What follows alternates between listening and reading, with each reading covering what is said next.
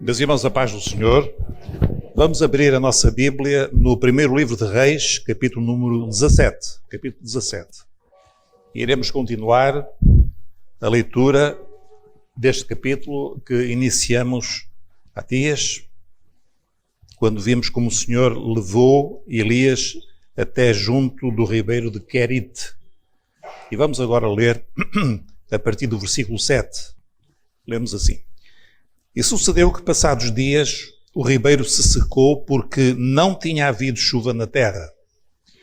Então veio a ele a palavra do Senhor dizendo: levanta-te e vai a Zarefate, ou Serefate, ou Sarepta, que é de Sidom e habita ali. E eis que eu ordenei ali a uma mulher viúva que te sustenta.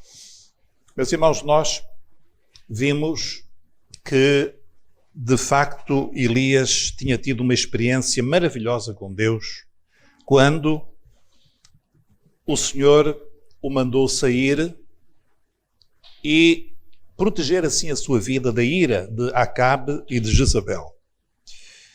Eu queria só lembrar aos irmãos que Elias foi um profeta do norte de Israel. No norte de Israel, nós aprendemos aqui na escola bíblica que o norte de Israel foi para o exílio primeiro ou depois do sul? Primeiro ou depois? Primeiro foi o sul, depois foi o norte, ou primeiro foi o norte e depois foi o sul? Vamos lá ver, o professor, vamos ver se vai ser despedido ou não. Então, primeiro foi o norte ou primeiro foi o sul? Primeiro foi o norte, não é? Ao norte chamou-se Israel, propriamente dito, ao sul chamava-se Judá.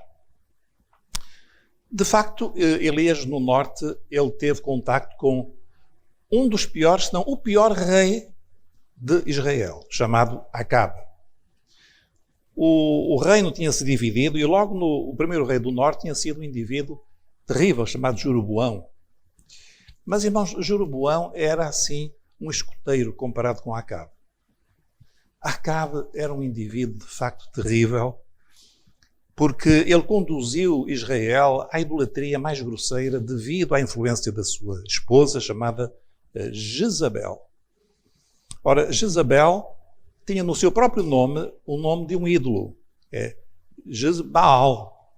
Então ela já dizia aquilo que de facto ela era uma idólatra, uma adoradora de Baal, que era filha também de um homem que era também conhecido pelo seu fanatismo por aquele ídolo. E quando Jezabel casou com Acabe e veio para Israel, trouxe consigo esse culto a Baal. E Acabe, por uma coisa incrível que nos pode parecer, Acabe, ele implementou o culto a Baal em Israel. E nós podemos perguntar, mas como é que um homem de uma nação, a nação de Abraão, a nação de Moisés, a nação que viveu experiências com Deus, que tinha a lei, os 10 mandamentos. Logo, o segundo mandamento diz, não farás para ti imagem de escultura. E como é que eles se curvavam diante de uma imagem? Então devia ser uma coisa muito dolorosa para aqueles que eram servos fiéis, que eram muito poucos. Nós sabemos que Elias pensava que até era único, ele estava numa certa altura tão desesperado, ele pensou, só eu fiquei dos profetas do Senhor. E o Senhor disse, não, Elias, há outros 7.000 que não dobraram o seu joelho. Então, meus irmãos, era um pequeno remanescente fiel. E Elias estava ali, naquela situação, perseguido. Então o Senhor mandou para Querite, ou Carite, onde havia uma forma de sustento muito própria que o Senhor preparou para o seu servo. E nós, irmãos, com a vida de Elias, nós aprendemos muito sobre como Deus cuida dos seus fiéis. Como o Senhor cuida daqueles que confiam nele. Mesmo nos piores momentos, nos momentos de mais idolatria, de mais afastamento da palavra. Mas o Senhor, quando vê um povo fiel, o Senhor cuida daquele povo. E assim aconteceu porque o Senhor enviou para junto de um ribeiro, onde havia água, e através de corvos que vinham do céu, os corvos deitavam a carne 2 vezes por dia. O que é estranhíssimo, é uma coisa absolutamente sobrenatural, porque corvo gosta de carne. Como é que eles não comiam daquela carne? Como é que eles traziam aquela carne para o sustento do profeta? Deus, de facto, fez este milagre para o seu servo. Mas, meus irmãos, nós vemos que, num certo momento, conforme lemos aqui no versículo número 7, aquele ribeiro, o ribeiro de Carite, ou de Querite, secou-se. E nós podemos imaginar quando Elias, ele viu aquela situação, quando ele começou a notar que o ribeiro ia ficando cada vez menor, e um dia não havia mais água. Ele deve ter pensado, mas não foi o Senhor que me mandou para aqui? O Senhor não sabia que um dia este ribeiro iria secar? Ele deve ter pensado aquilo que toda a gente pensa. Inclusive é nós. Não foi Deus que mandou fazer assim. Não foi o Senhor que me disse para eu entrar por esta porta? Não foi assim que o Senhor mandou evangelizar? Não foi isto que o Senhor mandou obedecer? Como é que então a minha vida está assim?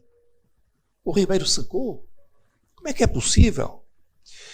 Mas, meus irmãos, nós sabemos o seguinte, que esta situação de um aparente desastre, porque não era possível mais estar ali Elias aprendeu, e ele estava a ser preparado pelo Senhor. Elias aprendeu que o Senhor, quando há uma porta que se fecha, ele tem poder para abrir outra porta. E nós às vezes entramos em parafuso, desculpem a expressão, quando nós vemos certas coisas que acontecem na nossa vida e nós achamos que aquele ribeiro devia dar água toda a vida. Mas não, o Senhor pode usar aquele ribeiro durante um tempo e depois ele tem outra provisão para nós. E assim aconteceu com a vida de Elias. E a orientação que o Senhor deu a Elias foi não menos estranha do que aquela que ele deu quando mandou Elias para junto do ribeiro de Querite para ser sustentado por corvos. Nós lemos aqui no versículo número 9 e, como sempre, eu gostaria que os irmãos pudessem ir acompanhando o texto da palavra. Diz assim: levanta-te, vai a Zerafate, ou Serapta, que é de Sidom e habita ali. E eis que eu ordenei ali a uma mulher viúva que te sustente. Já há aqui 2 coisas que parecem absurdas. A primeira é que o Senhor mandou Elias para onde? Eu há pouco não sei se disse, mas Jezabel era filha do rei de Sidom, que era o norte de Israel. Para onde é que o Senhor mandou Elias? Para Sidom. Para a terra de onde Jezabel tinha vindo, onde Baal era adorado. Onde todos se curvavam diante do ídolo Baal. Quase que, podíamos dizer assim, era como ele ir se meter na toca dos lobos.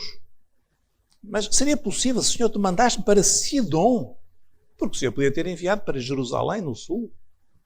Mandou para Sidom. E a segunda coisa é que ele ordenou a uma pobre mulher viúva. Eu posso dizer já é pobre, porque nós sabemos que ela é pobre. Mulher viúva naquele tempo era para morrer de miséria, a não ser que alguém a sustentasse. Ora, então o Senhor tem uma providência duplamente estranha. Um lugar parece um lugar errado, e a pessoa da qual Elias iria depender seria também uma pessoa altamente improvável, uma pobre mulher viúva.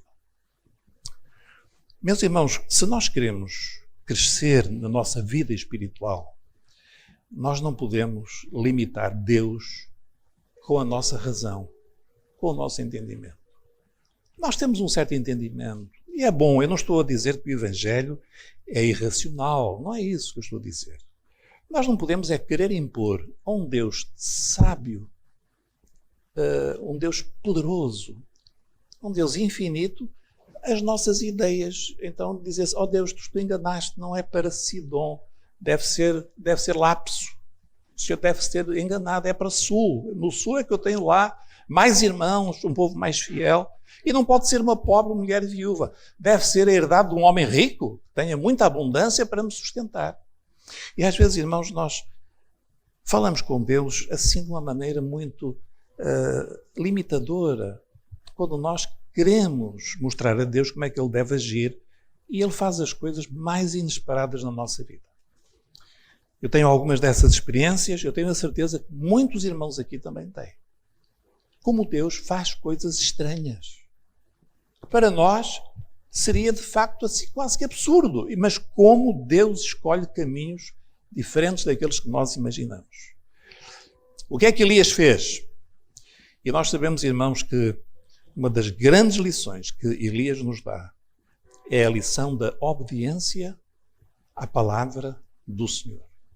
Meus irmãos, pessoas que creem em Deus aos montes, pessoas que obedecem à palavra de Deus, são muito raras.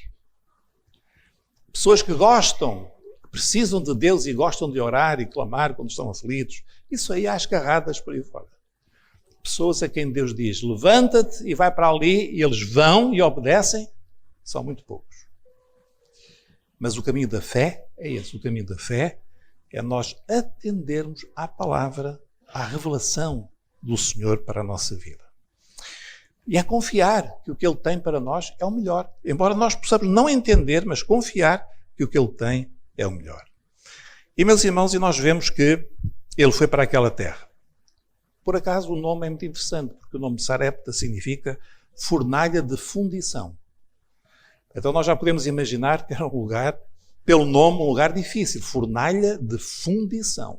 Era onde os metais eram fundidos, um forno de uma alta temperatura, o que nos fala de provas, de testes, que às vezes o Senhor também nos sujeita a nós. Não para nos fazer mal, mas para nos tornar puros e, de facto, com fibra que dura e que não parte facilmente. Meus irmãos, e nós vemos que para ali foi Elias, ele obedeceu. E agora nós vamos continuar a ler esta história a partir do versículo número 10. Os irmãos continuam a acompanhar. Versículo 10. Então Elias se levantou e foi a Zarfate, e chegando à porta da cidade, eis que estava ali uma mulher viúva, apanhando lenha, e ele a chamou e lhe disse, traze-me, peço-te num vaso um pouco de água que beba. Indo ela a buscá-la, ele a chamou e lhe disse, traze-me agora também um bocado de pão na tua mão. Irmãos, nós vemos aqui, nós estamos a ver hoje um dos episódios mais estranhos da Bíblia. Porque nós vemos que Elias, que mal ou bem ele foi alimentado pelo Senhor, e muito bem, durante todo aquele tempo, ele tinha pelo menos 2 boas refeições por dia. Pelo menos 2. E agora chega junto desta pobre mulher, pede-lhe água, ela atendeu, estava com sede, mas depois Elias diz, olha, além disso, traz-me também pão. Se nós não acham que isto é um bocado de abuso, não parece um bocado abusivo? E nós lemos que a mulher respondeu no versículo 12. Porém ela disse, vive o Senhor teu Deus, que nem um bolo tenho, senão somente um punhado de farinha numa panela, um pouco de azeite numa botija. E vês aqui, apanhei 2 cavacos e vou prepará-lo para mim e para o meu filho, para que o comamos e morramos. Meus irmãos, Elias ouviu aquilo, aquela mulher, ele deve ter sentido uma pena enorme daquela mulher. Ela estava a dizer o seguinte, eu vou comer o último bocadinho que eu tenho, eu e o meu filho. E depois disso, nós vamos morrer à fome. Porque muita gente morria à fome. Eles sabiam que não havia mais nenhuma solução, eles iam morrer também. E antes de morrer, eles queriam comer aquele bocadinho de pão e acabava. E agora Elias, ao ver aquela situação tão penosa, tão assim, que fere os sentimentos, o que é que ele vai responder? Se fosse eu, diria assim, mulher, tu desculpa, vai, eu vou buscar a outro lugar alguém que me dê um bocadinho de pão. Mas o que é que disse Elias? No versículo número 13. Elias lhe disse, não temas, vai e faz conforme a tua palavra. Porém, faze disso, primeiro para mim, um bolo pequeno. E depois o que sobrava era para ti e para o teu filho. Os irmãos não sentem um bocadinho até assim, este Elias era um indivíduo muito difícil, não é verdade? Imagina se eu agora vou fazer de Elias. Chego aqui à casa de um irmão que não tem muito lá no frigorífico, nem no banco, e digo assim, irmão, eu precisava aqui, eu vou receber umas pessoas, o irmão tem aqui em casa, ou tem carne aqui em casa, não, só tenho um bifinho que é para, olha, então dê-me que é isso mesmo que eu preciso. Olha, e tem assim farinha, tem assim, para eu fazer umas coisas? Tenho. Então dê-me também, tudo o que tiver, dê-me que eu vou lá receber, eu preciso. Vem gente de Angola, preciso de os servir. Sim, mas é tudo, pastor. Olha, e dinheiro, como é que está de dinheiro? Este mês. Então vamos fazer o seguinte, empreste-me uns 500 que depois eu pago. Sim, mas o que é que pensariam de mim? Eu acho que não devia ser uma coisa muito boa. Mas foi aquilo que na prática, aparentemente, Elias fez. Só que há uma coisa, irmãos. Elias era um profeta. O profeta é aquele que, em certos momentos, não é ele que fala, mas é o Espírito do Senhor. Nós lemos muitas vezes, o Espírito do Senhor falou pela minha boca. Então, naquele momento, deixou de ser só Elias. O Senhor começou a falar àquela mulher. Porque aquela mulher, irmão, estava numa situação em que, infelizmente, muitas pessoas estão. Ela começou assim, vive o Senhor. Bom, isto anima qualquer pessoa. Vive o Senhor, quer dizer que para ela, Deus era um Deus vivo. E depois acaba a falar para que nós morramos. Começa a dizer, vive o Senhor, depois diz, no finalzinho do versículo, vou fazer este pão para o meu filho, para que o comamos e morramos. Vida e acaba em morte. Muito estranho. Como é que uma pessoa diz, vive o Senhor, e depois diz, mas olha, eu vou morrer. Eu creio que Deus está vivo. Mas isso na minha vida não afeta nada, porque, infelizmente, a minha vida é uma miséria. É uma derrota. Eu não tenho nada. Eu não tenho vida nenhuma, eu não tenho vitória nenhuma. Eu estou aqui para morrer mesmo. Mas eu sei que Deus é vivo, eu sei que Ele é poderoso, eu sei que Ele é maravilhoso, mas para mim não. Para mim, eu estou aqui a acabar tudo. E eu vou morrer. Irmãos, que coisa tão estranha. O facto de Deus estar vivo e de ela saber e aparentemente crer, não adiantava nada na vida daquela mulher. Eu espero que não esteja aqui ninguém que viva assim. Eu creio em Deus, eu creio em Jesus, eu já dei a minha vida a Jesus. Mas eu estou aqui a viver uma vida de morte, de derrota, de falta de paz, de angústia, de falta de poder. Espero que não esteja aqui ninguém, mas se estiver, ouça o que é que o Senhor falou a esta mulher. Nós lemos que Elias disse, não temas, primeira coisa. Graças a Deus, pelo menos Elias disse aqui uma coisa boa para a mulher. Qual foi? Não temas. Meus irmãos, o temor que nós às vezes temos, humanamente, é natural. E nós tememos porque nós somos humanos. Nós não somos gente de ferro. Não somos super-homens ou super-mulheres. Nós tememos. Mas quando Deus entra na equação, quando Ele entra no cenário da nossa vida, há uma coisa que acontece. É que nós começamos a ter paz no nosso coração e aquele temor desaparece. O temor é algo que está associado à ausência de Deus na nossa vida. Quando nós temos o Senhor na nossa vida, o temor, ele afasta-se. É por isso que sempre que Jesus, depois de ressuscitado, ele apareceu aos discípulos, a primeira palavra que ele dizia qual era? Paz seja convosco. Paz. Paz. Não temas, mulher. Vai, faça conforme a tua palavra. Porém, e agora aqui está o segredo desta revelação. Faze primeiro para mim. Ora, se nós entendermos que estava ali a falar não apenas Elias, mas o Senhor estava a falar pela boca de Elias, o que é que o Senhor estava a dizer àquela mulher? Irmãos, é uma coisa que é um princípio que nós muitas vezes esquecemos, mas que nós temos explicado aos irmãos. A fé bíblica, a fé genuína, não é uma crença numa coisa qualquer. Eu tenho muita fé. Nós encontramos hoje muitas pessoas que têm muita fé. Assim. Eu cá não tenho fé. Então há pessoas que dizem, eu não recebi esse dom da fé. Mas eu respeito muito os coitadinhos que têm fé, não é? Basicamente é isso que dizem. Que fé é essa? Fé em quê? Não, fé na fé. É uma fé na fé. Qualquer coisa. Cada um tem a sua fé. Mas, meus irmãos, a fé bíblica, a fé da revelação de Deus, é a fé na palavra do Senhor. Não é naquilo que eu digo. Os irmãos não têm que acreditar naquilo que eu digo. Mas aquilo que Deus fala, nós precisamos de acreditar. Nós temos de confiar o que Deus fala, e quando eu creio no que Deus fala, eu sou levado a agir. Deus nunca separa fé de ação. Eu tenho insistido muito nisto com os irmãos. Fé não é ter um certo conteúdo na mente de doutrina. Fé é uma ação. Qual foi a ação aqui da fé? O que é que o Senhor mostrou a esta mulher que moveu a fé dela?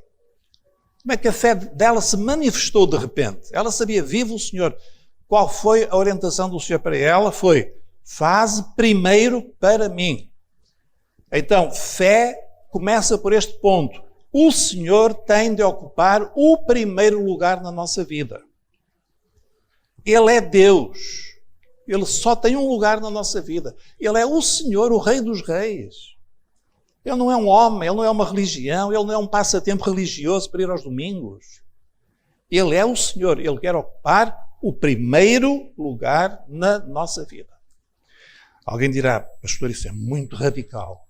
É verdade. Agora, o irmão quer ficar com os cavaquinhos e o pedacinho de farinha e viver disso? É isso que quer? Nós temos os nossos recursos. É uns cavaquinhos, um bocado de lenha e um bocadinho de farinha que sobrou de uma experiência que tivemos no passado. Está lá o restinho ainda que nós temos. Vamos viver disso a vida toda? É que se nós pusermos o Senhor em primeiro lugar, irmãos, nós abrimos a porta.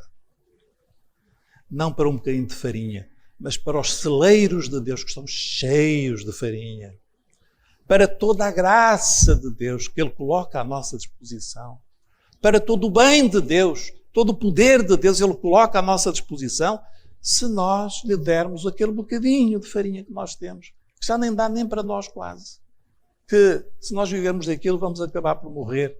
E o Senhor diz, dá-me isso a mim. E nós dizemos, Senhor, mas isto é tão pouco. Mas o Senhor não está à procura de muito. O Senhor quer apenas o nosso coração, a nossa fé. Fé é nós mostrarmos ao Senhor na nossa vida e cada um de nós vai ter a sua oportunidade. Às vezes Deus testa-nos em coisas muito simples, mas Deus testa-nos. O que é que está em primeiro lugar na minha vida? É o dinheiro? É a família? Não é? Os pais? É o filho? O filho está em primeiro lugar na sua vida? Se alguém quer perder o filho, coloque o filho em primeiro lugar. Agora, se quer ganhar o seu filho, coloque o Senhor em primeiro lugar. Porque Deus vai cuidar do filho. Agora, é você que vai cuidar do seu filho? Quer assumir essa responsabilidade? Eu não. Eu, desde que os meus filhos nasceram, eu fiquei tão apavorado que eu não sabia o que é que havia de fazer quando nasceu a minha filha. E agora, o que é que eu vou fazer com esta criatura? Até hoje não sei. Eu estava tão apavorado que eu de noite levantava-me e orava e impunha as mãos. Senhor, cuida desta vida. Eu não sabia o que é que havia de fazer. Agora, o irmão sabe? Cuida. Tem um bocadinho de farinha. Não, eu tenho lá em casa um bocadinho de farinha. Eu vou dar aqui um jeitinho. Ah, é? Ou prefere entregar a Deus? O seu futuro, o seu casamento, a sua profissão, o que é que está em primeiro lugar na nossa vida? Deus vai nos provar. Não adianta palavras. Oh Deus, tu és tudo para mim.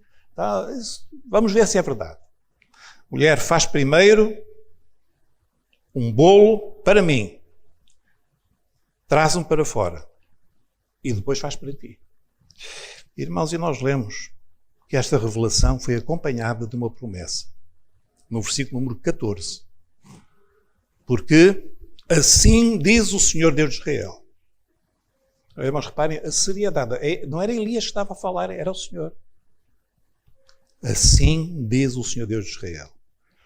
A farinha da panela não se acabará.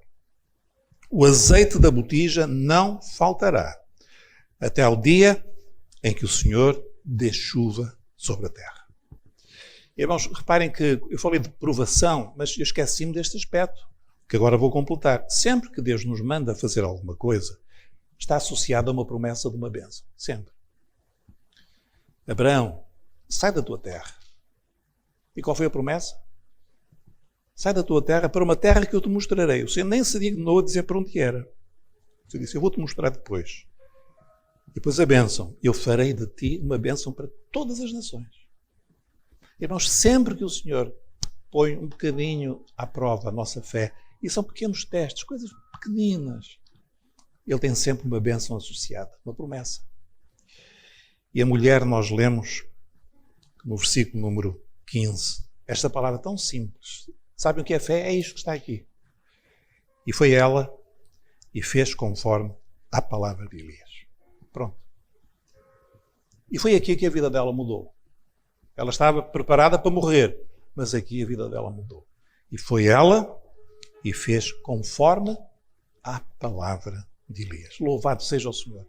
Meus irmãos, sempre que nós obedecemos, sempre que nós lemos na Bíblia, o Senhor fala connosco alguma coisa e nós obedecemos, a nossa vida avança enormemente. Agora, se nós queremos reter as nossas ideias, nós temos os nossos planos, eu vou salvar a minha vida fazendo assim, assim. Então o Senhor deixa, vá a sua vida, não há problema. Mas ela fez conforme a palavra do Senhor. E lemos, e assim comeu ela, e ele, Elias, claro o filho, e a sua casa, muitos dias. Muitos dias. Aquilo que parecia impossível, e era impossível, Deus operou aquele milagre. Multiplicou a farinha, o azeite, e nós lemos, e da panela, no versículo 16, da panela a farinha se não acabou, e da botija o azeite não faltou, conforme a palavra do Senhor que falara pelo ministério de Elias. Meus irmãos, é algo maravilhoso porque o Senhor precisava de cuidar do seu servo. Ele não podia perder Elias. E aquela voz da profecia, ela não podia calar-se. Aquele profeta não podia perder a sua fala profética. Hoje nós como igreja, nós às vezes sentimos-nos assim, nós somos como uma pobre mulher que não tem nada, mas nós temos uma responsabilidade, como igreja, sustentar Elias, sustentar a voz do profeta no nosso meio. Permitir que o Senhor fale connosco, que a palavra seja anunciada, que os dons fluam no nosso meio, que o Espírito Santo opere. Mas para isso tem que haver uma mulher que dá aquilo que até parece que lhe faz falta. Nós somos essa igreja. E é por isso que nós estamos aqui nesta noite. É por isso que nós estamos orando ao Senhor. É por isso que os irmãos oram em casa. É por isso que nós oramos aqui. E essa consagração que nós temos feito ao Senhor é o segredo de o Senhor operar no nosso meio. Não é porque haja aqui algo inteligente, com uma técnica qualquer especial. Não, é porque nós demos ao Senhor aquele bocadinho. E o Senhor abriu a sua bênção para nós e o profeta tem sido sustentado. Meus irmãos, há uma outra lição que nós podemos tirar daqui? Não apenas esta tão grande já, esta experiência tão grande. Mas sabe, irmãos, que ao ler este texto, eu lembrei-me do Senhor Jesus. E nós vemos Jesus em toda a Bíblia. Porque Elias saiu da sua terra para uma terra de idolatria, uma terra de pecado.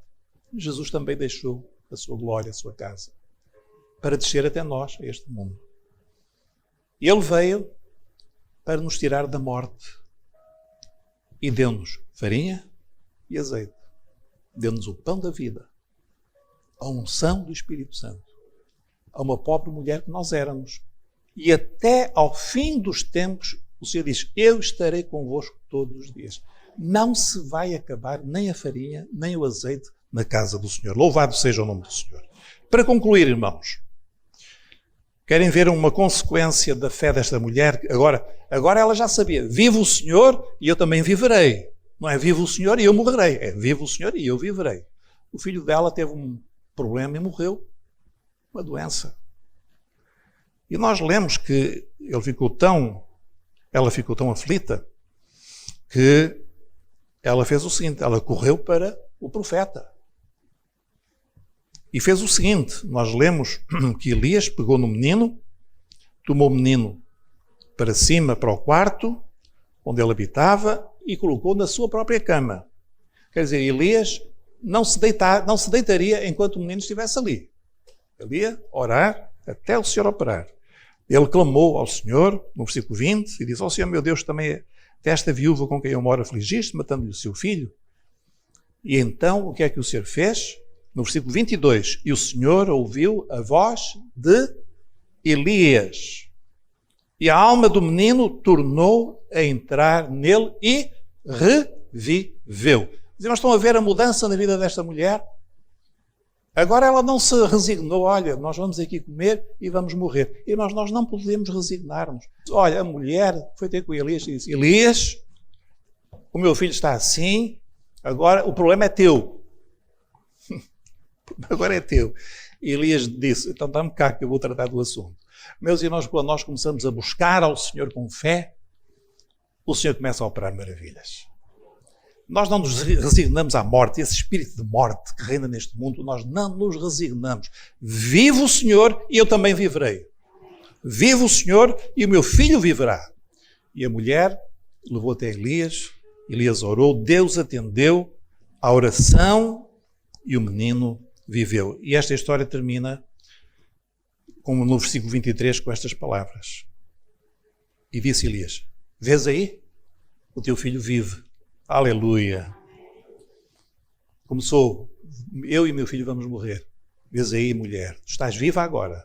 E o teu filho também vive. Meus irmãos, que o Senhor nos abençoe, que Ele renova cada dia esta fé e que nós, mesmo quando estamos na fornalha da fundição, nós possamos crer e confiar no nosso Deus.